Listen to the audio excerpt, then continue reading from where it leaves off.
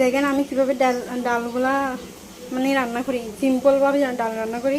মুসুর ডালকে ফার্স্টে এই হলুদ দিয়ে, তারপরে কাঁচামরিচ দিয়ে, পেঁয়াজ দিয়ে সিদ্ধ দিয়ে ফেলবো। সিদ্ধ দেওয়ার পরে এগুলোকে মানে একদম পাতলা পাতলা হয়ে আসলে তখন এদিকে একদম হয়ে গেছে, ডালগুলো গলে গেছে। গলে যাওয়ার পরে আমি এদিকে রসুন দিয়ে বাগার দিয়ে ফেলবো। আমি রসুনগুলো একদম কুচি কুচি করে নিচ্ছি।